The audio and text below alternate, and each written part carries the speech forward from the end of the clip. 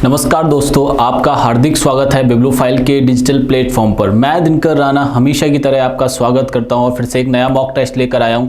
उसके सॉल्यूशंस के बारे में बात करेंगे। देखिए, पहला क्वेश्चन, निम्नलिखित में से कौन सा हड़प्पा कालीन नगर कच्छ के रण में खादिर बेट पर स्थित था और इसे 3 भागों में बांटा गया था। देखो, हड़प्पा कालीन,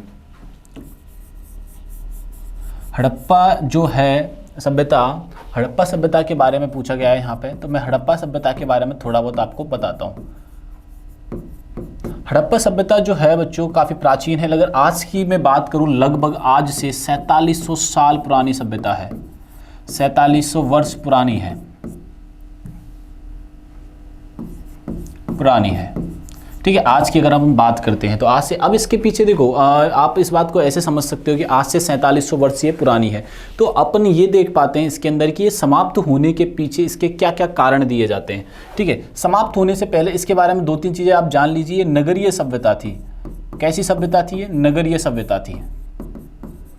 इसकी जो वसावट की गई थी शहर की जैसे की गई थी। ये बात आप लोग यहाँ से ध्यान रखना। अर्बन इसको बोलते हैं, नगरीय, अर्बन सिविलाइजेशन। अब दूसरी बात इसकी पूछी जाती है, जैसे 4700 साल पुरानी है, नगरीय सभ्यता थी, इसके समाप्त होने के पीछे सर कारण क्या दिए जाते हैं बच्चों? ठीक है, तो इसके पीछे एक कारण नहीं माना जाता है बल्कि कई कारण माने जाते हैं। वो कारण क्या क्या है? एक तो माना जाता है बाढ़ से ये समाप्त हुई थी। बाढ़ से यानी फ्लड आता है और उससे क्या हो जाती है बच्चों? ये समाप्त हो जाती है। दूसरा, अकाल की स्थिति पड़ी होगी,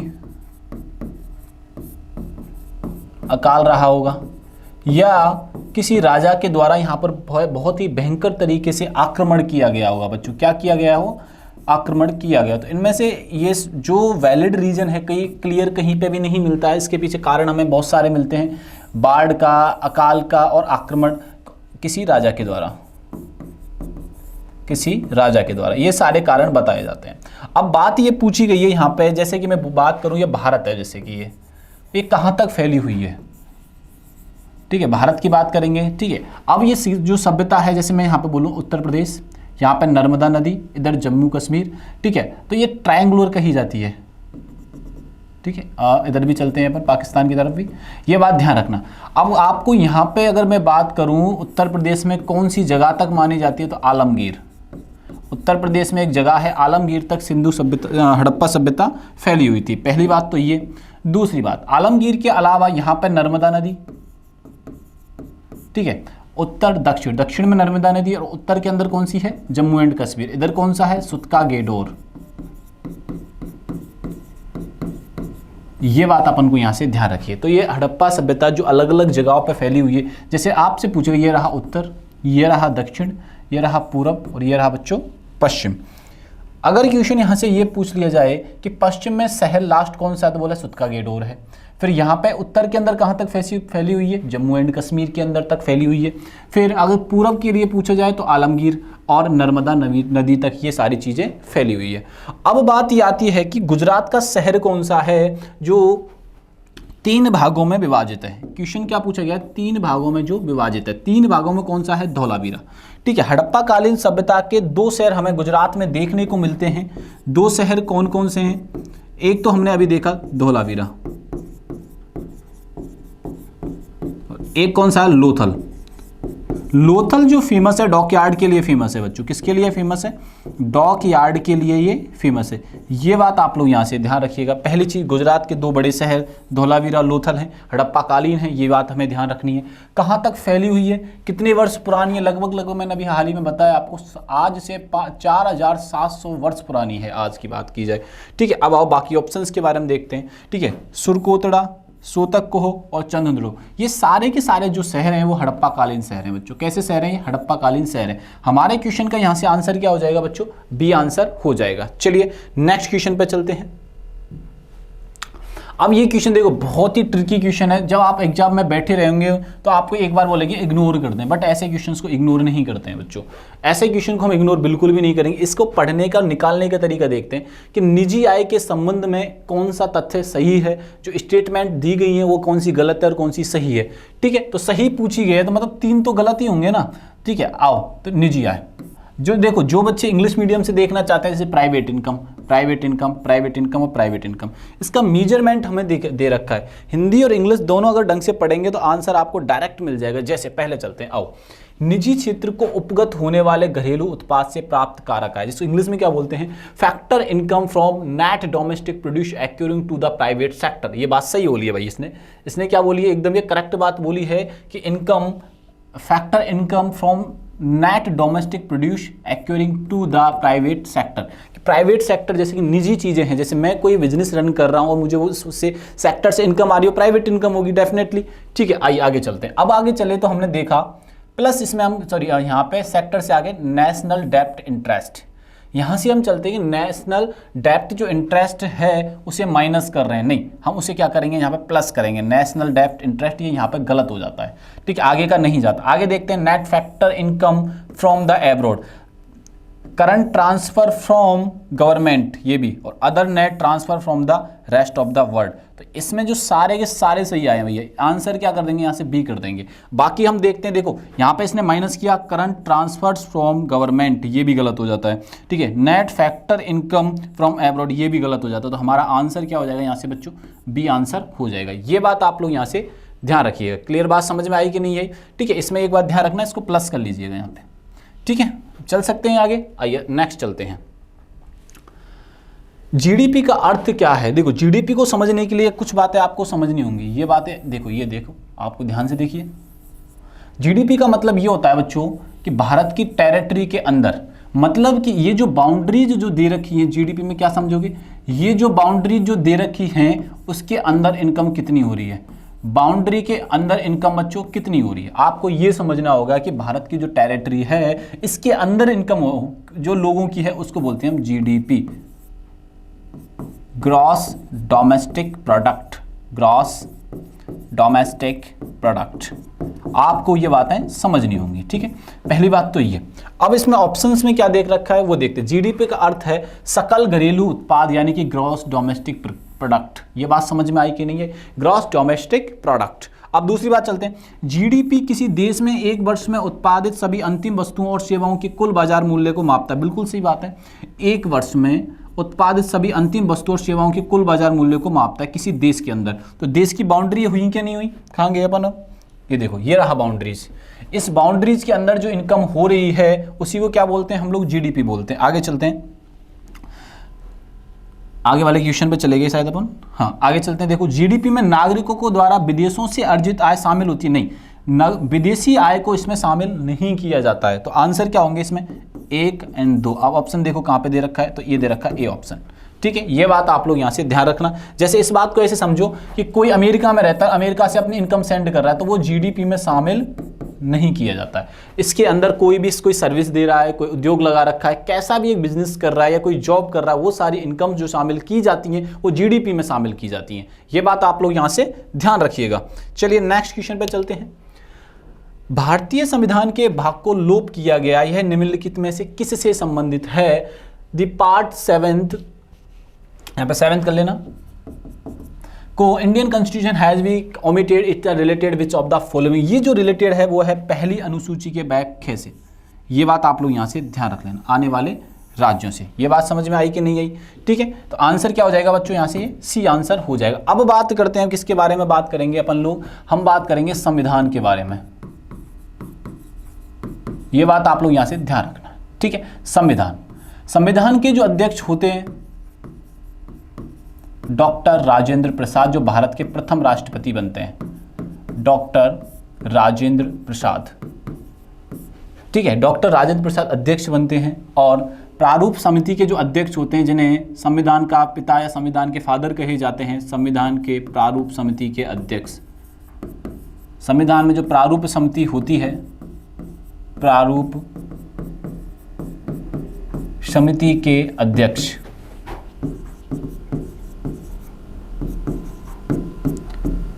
भीमराव अंबेडकर।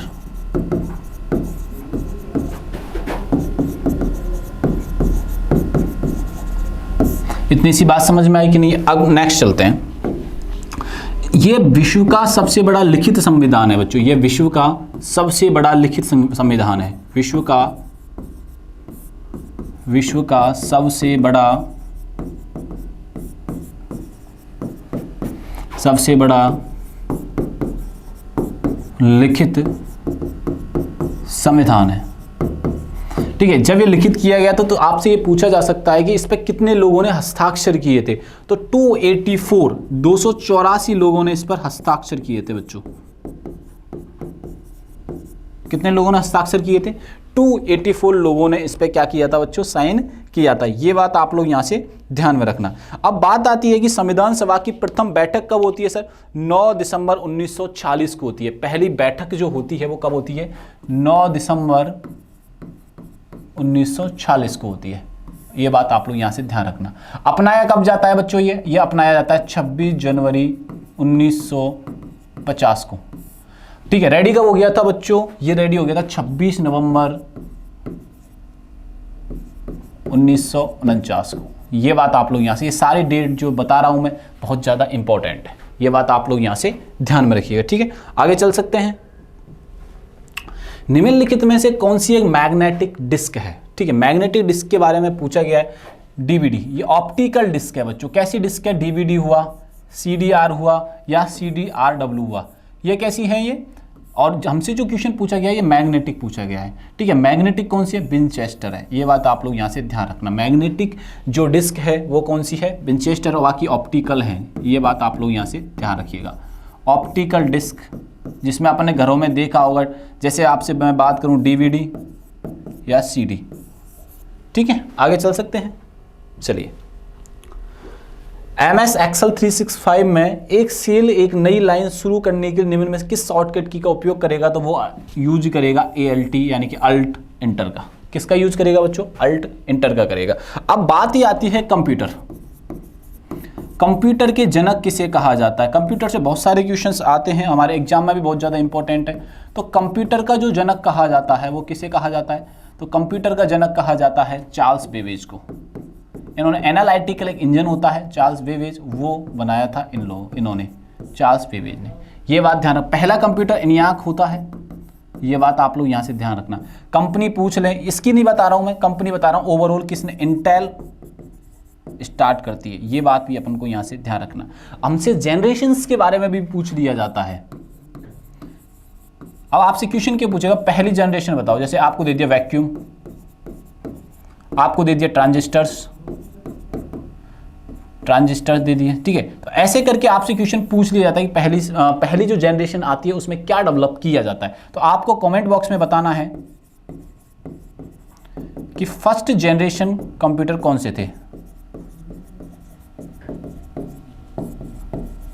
और सबसे प्राचीन जो कंप्यूटर माना जाता है, गणना का माध्यम माना जाता है, वो माना जाता है अबेकस। कौन सा माना जाता है बच्चों? अबेकस को सबसे प्राचीन गणना का एक माध्यम माना जाता है। ये बात आप लोग यहाँ से कंप्यूटर के बारे में ध्यान रखिएगा।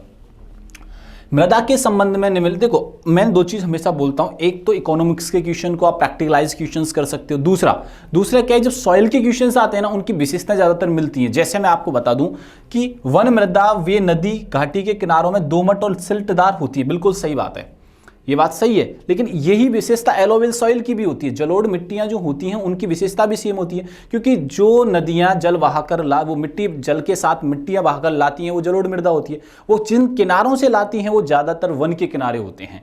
तो आप इन दोनों में विशेषताओं में आप क्या करेंगे, दोनों सेम पाओगे। तो पहले इस क्वेश्चन को ढंग से देखते हैं। यानी कि वन मृदा का मतलब होता है फॉरेस्ट सॉइल, और फॉरेस्ट सॉइल क्या होती है, नदी घाटी के किनारों पर, बिल्कुल सही बात है। और दोमट और सिल्टदार होती है, ये बिल्कुल सही बात है। अगर यहाँ पे जलोढ़ मृदा भी आता तो वो भी दोनों के दोनों यहाँ पे सही होते।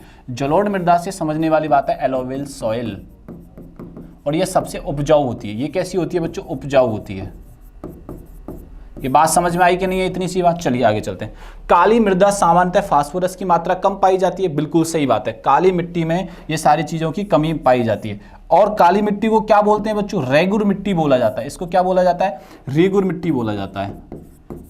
कैसी मिट्टी बोला जाता है इसको, रेगुर मिट्टी बोला जाता है। ये सरसों के लिए अच्छी होती है बच्चों, सरसों और गेहूं के लिए और धान के लिए भी अच्छी होती है। सरसों, गेहूं और धान, इस बात को ऐसे लिख सकते हो कि रवि की फसल के लिए सही होती है, रवि की फसल के लिए ये अच्छी होती है। तो दोनों ही ऑप्शन हमारे क्या हो जाएंगे, सही हो जाएंगे। दोनों ही ऑप्शन यहां से क्या है बच्चों, सही है। आप स्क्रीनशॉट लेना चाहो तो ले सकते हो। आगे चल सकते हैं क्या, चलिए बालकों आगे हम लोग चलते हैं। चलिए आइए, व्यक्ति को पहचाने, मतलब कि जो कथन दिए गए हैं उसमें से व्यक्ति की पहचान करनी। लोकप्रिय रूप से किंग ऑफ पॉप के नाम से पहचाने वाले, जो सबसे ज़्यादा बिकने वाली अमेरिकी गायक, गीतकार और नर्तक हैं, वो अमेरिकी सबसे बड़े पॉप स्टार माइकल जैक्सन की बात कर रहे हैं, ठीक है ना, Michael Jackson.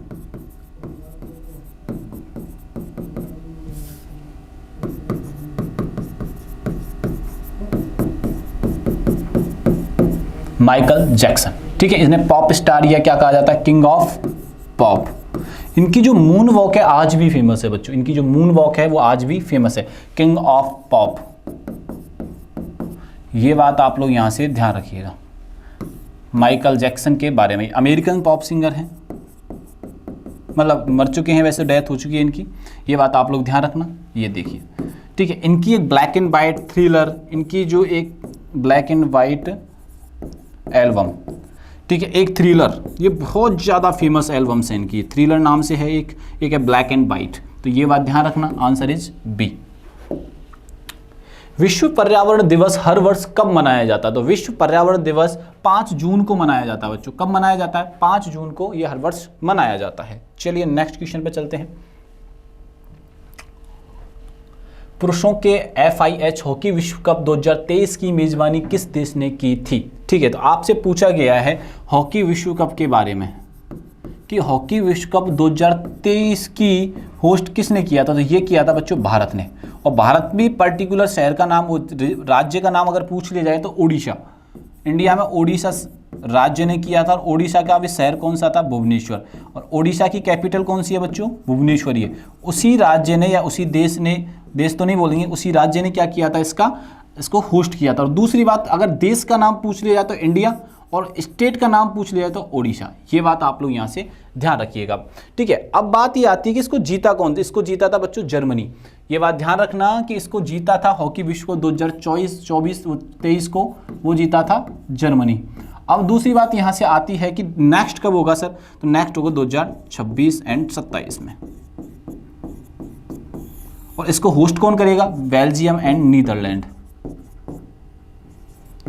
Belgium and Netherland, ये बात भी अपने को यहाँ से याद रखनी है, ठीक है। होस्ट कंट्रियों की बात आती है तो हमसे अलग अलग क्वेश्चन पूछे जाते हैं। एक तो ओलंपिक को लेके पूछा जाता है कि ओलंपिक कौन सा कहाँ होस्ट किया जाएगा। तो हाल ही में जो ओलंपिक संपन्न हुआ है वो 2024 में संपन्न हुआ था। और 2024 का कहाँ पे संपन्न हुआ था? तो ये संपन्न हुआ था पेरिस के अंदर। अब 2028 में होंगे बच्चों, और 2028 के कहाँ पे संपन्न होंगे? तो LA लॉस एंजलिस में होंगे। अब 2032 का आपसे पूछ लिया जाता है तो ये ब्रिस्बेन ऑस्ट्रेलिया में होंगे। और 2036 की अभी घोषणा नहीं हुई है। 2036 के लिए भारत ने भी उम्मीद जताई है, भारत ने भी फॉर्म भरा है इस चीज़ का, ठीक है। और भारत ने जिस शहर को रिकमेंड किया है वो है अहमदाबाद। अगर 2036 में ओलंपिक भारत देश में होते हैं तो वो शहर कौन सा होगा? अहमदाबाद। अहमदाबाद किस स्टेट में स्थित है बच्चों? गुजरात में। ये बात अपने को यहां से याद रखनी है, ठीक है। चलिए नेक्स्ट क्वेश्चन पे अपन चलते हैं। चलें भैया, बेल्जियम नीदरलैंड से आगे चलते हैं। 2026 का जो हॉकी विश्व कप होगा उसके बारे में बात की अपन ने। रैपिडो द्वारा हाल ही में लॉन्च किए गए food delivery stand on mobile application का नाम क्या? जैसे जोमेटो चलता है, स्विगी चलता है, उसी तरीके ने रैपिडो ने अपना एक फूड के से रिलेटेड एक क्या एप्लीकेशन क्या कर दिया? लॉन्च कर दिया। अब लॉन्च करने के बाद उसका नाम क्या? उसका नाम रखा गया ओनली। अब ओनली रखा गया। अब एक बात ध्यान रखना, ये पूरे भारत देश में नहीं है बल्कि छोटे से क्षेत्र में ही अभी चेकिंग के लिए किया गया है। भाई अपन क्या करते हैं, अपन चेक कर रहे हैं या आप एक्सपेरिमेंट कर रहे हैं इस चीज़ को लेकर कि सही प्रॉपर काम करेगा कि नहीं करेगा। तो कौन सा है? ओनली। ये बात आप लोग यहां से ध्यान में रखिएगा। स्वतंत्रता दिवस पर कुल कितने कर्मियों को वीरता और सेवा पदक से सम्मानित किया गया है? तो वो किया गया 1090 पर किया गया स्वतंत्रता दिवस, यानी कि 15 अगस्त के दिन, ठीक है। आइए नेक्स्ट चलते हैं। निम्नलिखित में से खिलाड़ी खेल का कौन सा युग्म सही है? मतलब सही के बारे में पूछ रहा है। तो अंशु मलिक किससे संबंधित है? बॉक्सिंग से? जी नहीं, ये बात ध्यान रखना, बॉक्सिंग से रिलेटेड नहीं है। एल्डोस पॉल ये ट्रिपल जंप से संबंधित और ये भारतीय खिलाड़ी हैं। आपसे नाम से तो ऐसा लगा वो विदेशी खिलाड़ी, नहीं, ये भारतीय खिलाड़ी हैं, भारतीय खिलाड़ी हैं। ये बात आप लोग यहाँ से ध्यान रखना। तो ऑप्शन आप अकॉर्डिंग अपने अकॉर्डिंग आप आंसर कर सकते हैं, क्योंकि ये तो है नहीं, पहला तो होगा नहीं, ओनली कौन सा सेकंड है? तो ऑप्शन देखिए कहाँ पे? ए में है, तो ओनली सेकंड इसका आंसर हो जाएगा। लाओस के वियतनाम में विश्व टेबल टेनिस फीडर में पुरुष एकल का खिताब जीतने के लिए जी साथिया ने किसे हराया है? तो ये हराया है योशियामा को। ये जापान के रहने वाले खिलाड़ी हैं, शियोची योशियामा को हराया है। और ये कहाँ के रहने वाले हैं बच्चों? ये जापान के ये रहने वाले हैं। ये बात आप लोग यहाँ से ध्यान रखिएगा। अब पूछा जा रहा है कि पूर्ण प्रतिस्पर्धी बाजार की विशेषताओं के संबंध में कौन सा कथन सही है कि जो परफेक्ट कंपटीशन मार्केट होता है तो उसकी क्या विशेषताएं होती हैं? देखिए, बाजार में बड़ी संख्या में क्रेता विक्रेता होते हैं, बिल्कुल सही बात है। परफेक्ट कंपटीशन जहाँ पे चल रहा है बच्चों, वहाँ पे क्रेता भी खूब सारे होंगे और विक्रेता भी खूब सारे होंगे। ठीक है, जानकारी पूर्ण होती है, बिल्कुल सही बात है। जैसे कि आपको इस बात को समझो कि सब्जी मंडी, मछली बाजार, ये क्या है? परफेक्ट कंपटीशन मार्केट है। आप कहीं सब्जी मंडी में गए तो बोले 10 रुपए की ले लो, 20 रुपए की ले लो। लेने वाले को भी पता है और खरीदने वाले को भी पता है। ठीक, जो बेच रहा है उस जो सेलर भी है, परचेज करने वाला बायर भी है, दोनों को सारी चीज़ें पता है। उस मार्केट में एक सेलर नहीं है, बहुत सारे सेलर हैं और बायर भी बहुत सारे हैं वहाँ पे। तो बात समझ में, जानकारी पता रहता है कि टमाटर के भाव क्या चल रहे हैं, आलू के भाव भी क्या चल रहे हैं। मछली मार्केट में जाते हैं तो सेम कहानी वहाँ देखने को मिलती है। तो दोनों विशेषता यहाँ पे सही बताई गई हैं। तो ऑप्शन क्या हो जाएगा? यहाँ से ए हो जाएगा। निम्नलिखित में से क्या भारतीय संविधान की 5वीं अनुसूची के अंतर्गत क्या है? हमसे पूछा गया कि 5वीं अनुसूची जो है उसमें क्या बताया गया। तो उसमें बताया क्या गया है बच्चों? अनुसूचित क्षेत्र और अनुसूचित जनजातियों से संबंधित है। ये बात आप लोग ध्यान रखिएगा। Provisions related to scheduled areas and scheduled tribes, ये बात आपने ध्यान रखना। शेड्यूल्ड। नागालैंड के राज्यपाल कौन थे जिनका हाल ही में 80 वर्ष की आयु में निधन हो गया? चेन्नई में निधन हुआ है, वो है ला गणेशान। ये बात आप ध्यान रखना। और नागालैंड की जो कैपिटल है वो है कोहिमा। नागालैंड की जो कैपिटल है बच्चों वो क्या है? कोहिमा है। ठीक है, ये बात ध्यान रखना। नासा के जेम्स वेब स्पेस टेलीस्कोप द्वारा हाल ही में किस ग्रह का नया चंद्रमा S2025U1 खोजा गया है? तो ये खोजा गया है यूरेनस पर। कहां पे खोजा गया बच्चों? यूरेनस पर ये खोजा गया है। अब बाकी एक बार प्लैनेट के बारे में देखते हैं। मार्स, ठीक है ना, ये कलर कैसा होता है इसका? लाल होता है बच्चों। ये बहुत फेमस है। ठीक है, जुपिटर यानी बृहस्पति सौरमंडल का सबसे बड़ा ग्रह,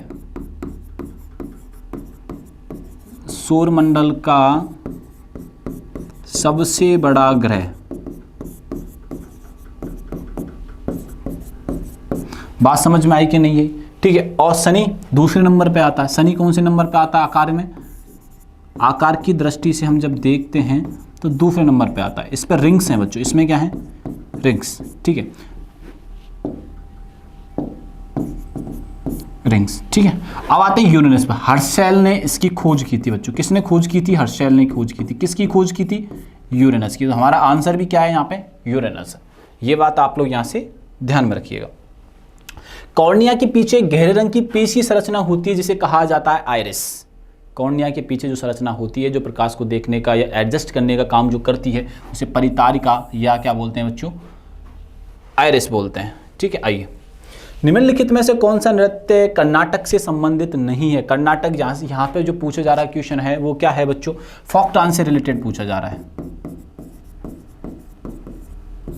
ठीक है, तो सुगी भी कर्नाटक का है, करगा भी है, हुटारी भी है। कौन सा नहीं है? रॉफ नहीं है, राउफ भी बोल देते हैं। ये है जम्मू एंड कश्मीर का बच्चों। ये जो फोक डांस है वो कहाँ का है? जम्मू एंड कश्मीर का। अब नृत्य की बात आई है तो डांस के बारे में उल्लेख आपको कर देता हूँ कि डांस में हमें क्या बातें याद रखनी है। देखिए कैसे, ध्यान से देखना इन सभी चीज़ों को। डांस जो बताए जाते हैं या डांस का उल्लेख हमें जिस किताब में मिलता है उस किताब का नाम है नाट्य शास्त्र बच्चों। क्या नाम है? नाट्य शास्त्र। तो नाट्य शास्त्र के बारे में हम देखेंगे। नाट्य शास्त्र, और नाट्य शास्त्र लिखने वाला जो व्यक्ति है वो कौन है बच्चों? भरत मुनि है। नाट्य शास्त्र जिस व्यक्ति ने लिखी है उसका नाम क्या है? भरत मुनि। ये बात आप लोग यहाँ से ध्यान रखना। पहली बात तो ये है। और डांस कितने टाइप का बताया? 2 टाइप का। एक को बोलते हैं हम शास्त्रीय नृत्य, एक को क्या बोलते हैं बच्चों? शास्त्रीय नृत्य। इंग्लिश में बोलते हैं इसे क्लासिकल डांस। ठीक है, एक तरफ आ जाओ, दूसरी तरफ चलते हैं। एक को बोलते हैं लोक नृत्य, इंग्लिश में क्या बोलते हैं इनको? Folk dance. ठीक, अब जैसे फोक डांस की बात करें तो जैसे मैंने कहा राजस्थान, यहाँ पे नंबर्स डिसाइड नहीं है बच्चों, कितने नंबर्स हैं, कई बुक्स में दे रखा है वो गलत है, बट ये बात ध्यान रखना यहाँ पे नंबर डिसाइड नहीं कर सकते, नंबर नहीं डिसाइड कर सकते, लेकिन राज्य है, जैसे मैंने कहा राजस्थान, तो राजस्थान में ही कई सारे हैं। राजस्थान के अगर मैं क्लासिकल वो फोक डांस की बात करूँ, क्लासिकल तो इसमें है नहीं, तो फोक डांस की अगर आपसे पूछ ले, जैसे कि एक है घूमर, दूसरा पूछ रहे पणिहारी, कठपुतली में एक कला का है, मैं यहाँ पे डांस मान के काम कर रहा हूँ, ये बात ध्यान रखना, कठपुतली, ठीक है। कठपुतली के अलावा कालबेलिया,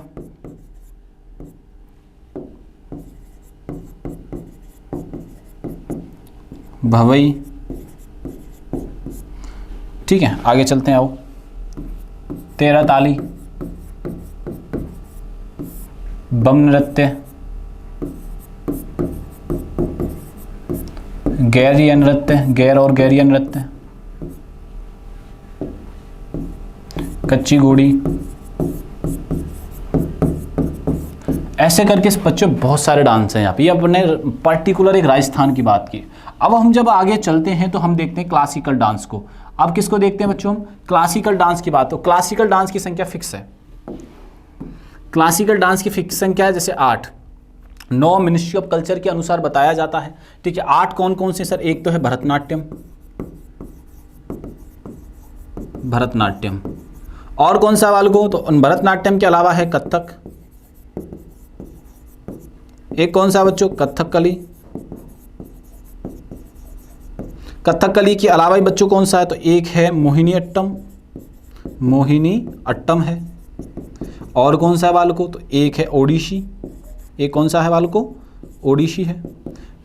एक कौन सा बच्चों? मणिपुरी है। एक कौन सा है बच्चों? सत्रिया है। और एक कौन सा रह गया? मोहिनी अट्टम, एक डांस रह गया। तो ऐसे करके ये 8 क्लासिकल डांस हैं बच्चों। कितने डांस हैं? 8 क्लासिकल डांस है। आप काउंट कर लीजिए 1 2 3 4 5 6 7 8, ठीक है। तो ऐसे करके 8 क्लासिकल ये डांस हैं। तो ये बात आप लोग यहाँ से ध्यान रखिएगा। चलिए नेक्स्ट क्वेश्चन पे चलते हैं। 11वीं अनुसूची के 20 कांग्रेस आयोजित किए गए थे। 11th national seed Congress was held in Gwalior. और ग्वालियर अभी कहाँ पे है बच्चों? ये है मध्य प्रदेश में। मध्य प्रदेश, मध्य प्रदेश की जो राजधानी है बच्चों वो क्या है? भोपाल, ठीक है। और सीएम कौन है यहाँ के? मोहन यादव। ये बात आप लोग यहां से ध्यान रखिएगा, ठीक है जी। आओ नेक्स्ट चलते हैं। एलोन मस्क जिन्हें स्टार मस्क फेस्टिवल में साइंस कम्युनिकेशन के लिए स्टीफन हॉकिंग मेडल से सम्मानित किया गया, तो वे सीईओ हैं। एलोन मस्क जो सीईओ किस कंपनी के? तो वो हैं टेस्ला के बच्चों। किसके हैं? टेस्ला के। ये बात आप लोग यहाँ से ध्यान रखना। अगर आपसे पूछ ले कि सर माइक्रोसॉफ्ट के कौन हैं, तो वो हैं सत्या नडेला, भारतीय हैं। तो यहीं से आपसे पूछ लें कि गूगल के कौन है सर? सुंदर पिच्चई हैं। सुंदर पिच्चई, तो ये भारतीय बहुत ही नामचीन हस्तियां हैं, ठीक है। अब एक और मैं जानकारी बता दूं, एडोब, ये तो फ्लिपकार्ट के तो भारतीय हैं ही हैं, एडोब इनके भी भारतीय हैं। तो ये आपको कमेंट बॉक्स में बताना है। कुछ तो आप लोग मेहनत किया करो थोड़ा सा, ठीक है ना। आइए नेक्स्ट क्वेश्चन पे अपन चलते हैं। बॉब सिम्पसन जिनका हाल ही में 89 ईयर्स में डेथ हुई है, तो वो किस फील्ड से संबंधित हैं? वो हैं क्रिकेट से, यानी कि स्पोर्ट्स से। ये ऑस्ट्रेलियन प्लेयर रहे बच्चों। कहाँ के प्लेयर रहे? ऑस्ट्रेलियन, ठीक है। ऑस्ट्रेलियन 2 प्लेयर और हैं जिन्हें हम बोलते हैं एंड्रयू साइमंड्स और शैन वॉर्न। एंड्रयू साइमंड्स,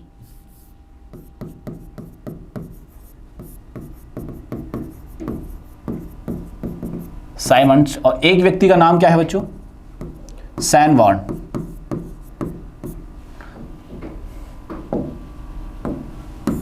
क्या नाम है बालकू?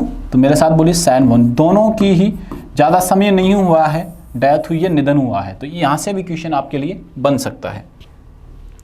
1929 में की अध्यक्षता में कांग्रेस के लाहौर अधिवेशन में पूर्ण स्वराज की मांग औपचारिक रूप से मान लिया गया था। वो पंडित जवाहरलाल नेहरू की अध्यक्षता में हुआ था, ठीक है। किसकी अध्यक्षता में हुआ था बच्चों? पंडित जवाहरलाल नेहरू। कांग्रेस यानी आईएनएस की जब बात आती है, आईएनसी, इंडियन नेशनल कांग्रेस की जब बात आती है बच्चों, ठीक है, तो इसकी स्थापना कब हुई थी? 1885 में हुई थी। AU home. और पहले अध्यक्ष कौन होते हैं? बनर्जी होते हैं। ये बात आप लोग यहाँ से ध्यान रखना, प्रथम अध्यक्ष थे। ठीक है, हाल ही में तो आपको पता ही, अगर आपसे अभी के अगर 2025 के अध्यक्ष पूछ ले तो नागार्जुन, नागार्जुन नहीं है, मल्लिकार्जुन खड़गे है। आप लिख मत देना कोई, मल्लिकार्जुन खड़गे, मल्लिकार्जुन कि बोलने में आता है ना नागार्जुन, तो उसी हिसाब से मल्लिकार्जुन, मैं याद रखने के लिए आप रखना नागार्जुन, तो याद आ जाएगा आपको मल्लिकार्जुन खड़गे। तो खड़गे साहब को भी याद रखना। ठीक है, गाना भी आता है, वो आप बोल के बताना। फिर हॉकी मैदान की मानक चौड़ाई कितनी है? तो मानक चौड़ाई, जैसे कि हॉकी मैदान ऐसे रहता है, इसकी चौड़ाई और लंबाई पूछ ली जाती है। ठीक है, इसकी चौड़ाई है 55 मीटर्स और आपको लंबाई इसकी कमेंट बॉक्स में बतानी है, क्योंकि आप कमेंट बॉक्स में एक्टिव तो रहते नहीं हो। ठीक है, तो ये बात ऐसे करके हमने, ये पहले तो सारी बातें याद रखनी है, ऐसे करके अपन ने 25 क्वेश्चन का सॉल्यूशन किया बच्चों। वीडियो अच्छा लगे तो आप दोस्तों को शेयर करिएगा और चैनल को सब्सक्राइब करना बिल्कुल भी नहीं भूलना है। तब तक के लिए थैंक यू, धन्यवाद।